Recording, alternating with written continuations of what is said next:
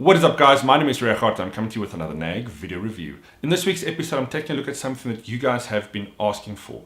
Over the last few months, I've taken a look at some very nice, very pricey gaming notebooks.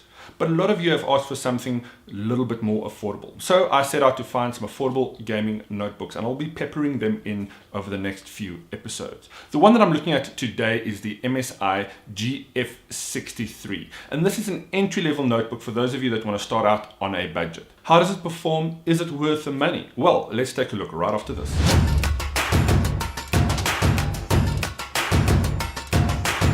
Even though we are talking about entry-level gaming hardware, it's also important to keep in mind that these machines are great workhorses. If you want something more than your average $5,000 notebook, an entry-level gaming notebook would be something definitely worth looking at. They generally offer a much better graphics card, and you can optimize the specifications such as RAM and CPU based on your needs. And here it is. Look at that simply beautiful all black design. What more do you want? This would really look great on an office desk, and it's a pretty decent entry-level gamer as well. It's the MSI GF63 8RC notebook. Now, the MSI GF63 is available at Incredible Connection for $16,999. So let's take a closer look at what this offers you. At only 1.86 kilograms, I was really surprised at how light and portable this entry-level machine is. Like I said before, even in an office environment where you need something more than an entry-level notebook, this thing would work really well. Now, under the hood, there's a few specifications worth noting. It's got an Intel Core i5-8300HQ processor, able to run up to 4 gigahertz.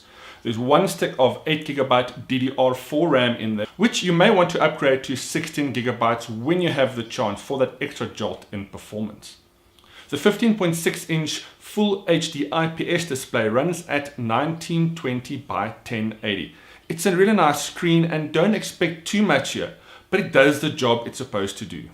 Powering that screen is the NVIDIA GeForce GTX 1050 with 4 gigabytes of memory. Again, this is an entry-level card, and you shouldn't expect too many miracles from it, but if you know what you're getting yourself into, you'll be able to run most games on medium settings with really fair resolution. I was really impressed with what this thing can offer, and to be honest with you, budget limiting, this is certainly something I would look at. Playing games like Fortnite, which is a popular game today, this machine will run really well. Although, again, keep in mind, you're not going to be able to run this on ultra settings. For storage, there is a 256 gigabyte SSD drive, and there are 4 speakers built onto this machine which produce reasonable sound, although headphones or speakers are still preferable. The body construction on the GF63 is part aluminum and part not aluminum. I mean, it's a budget body, and you should really expect that. But having said that, it doesn't make this any less of a solid machine. It's got a bit of flexibility in it, but I don't think that's anything that'll be too much of a problem for anybody. It makes this a solid device just to chuck into a bag.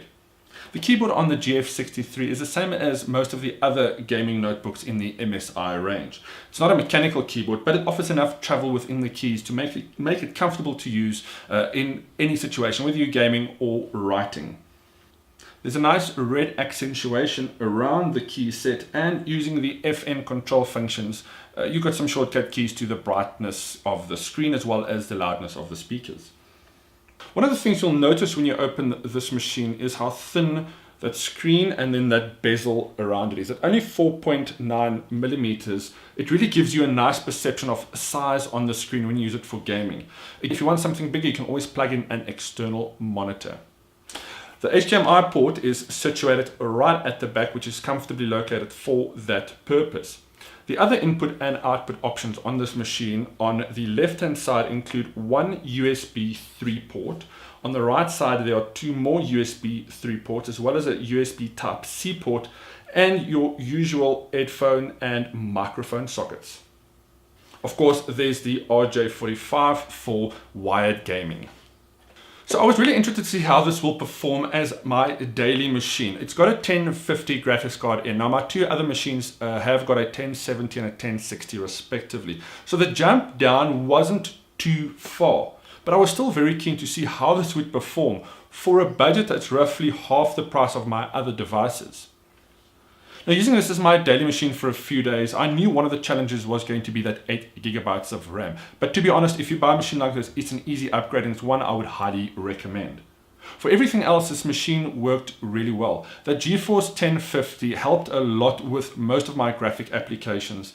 And to be honest with you, like I do, switching to that mid-afternoon quick PUBG or Fortnite game was easily done with this machine. Now, having said that, obviously you're not going to be able to run your games on full ultra settings. Switching it down to medium, maybe toggling some of the settings just to improve the gaming for your preferences will really give you a great experience on this MSI GF63. I suspect most people that are looking for a gaming machine of this caliber is likely going to be playing a game like Fortnite. And for that purpose, this machine is a great starting point. Better yet is the fact that it's a notebook and you can take it with you anywhere, and it does production level work really well. One of my biggest gripes traditionally with entry-level notebooks, gaming or not, has always been just general construction and build quality of the device. It's never up to par, and those things never seem to last in my hands.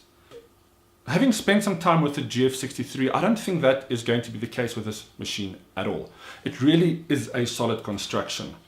Everything stays in its place. When you open it, the hinge is really solid, and I like that. Again, the lightness at only 1.8 kilograms, it's pretty cool. Now, in terms of ventilation and where the heat dissipates, that is the main source of exhaust over there. This part of the machine does get a little warm when you play, so just be cautious of that. But that is to be expected with any gaming notebook, to be honest with you. Everything else is pretty spot on. I was really impressed with what you can get for 16,999. Now, the question ultimately comes down to is this something you should be buying? And in short, the answer is yes. I'm a big fan of entry-level hardware. Unless you really need something more high-end, there's no reason to spend more than what you can afford on gaming hardware. Like I said, I don't even run a 1080i in my setups. I've got a 1060 in my notebook, and I've got a 1070 Ti in my desktop machine. And both are more than adequate, even for gaming at my level, for what I need to do. Now, obviously, I'm not a professional gamer. I'm just an enthusiast and somebody that really enjoys technology. Obviously, budget is very important to me. So looking at something like this for under 20,000 Rand, I see a lot of value in that. Apart from gaming, I also ran some benchmarks. I did the usual fare of 3D Mark as well as Geekbench and Cinebench. Now, as is to be expected, the results are pretty entry level, but it goes to show the performance capabilities of this machine. And looking at those scores, it weren't bad at all, especially considering the price. And that brings us to the end of another NAG video review. Thank you so much for tuning in. Let me know what you think of this review, and if you have an entry-level notebook, what do you think of it? And what is your opinion on entry-level hardware versus high-end hardware? Leave a comment below. As always, please hit that like button if you liked that video, or the dislike button if you didn't. But do subscribe to the NAG channel. From Regardt and the NAG team, until the next time, ciao ciao.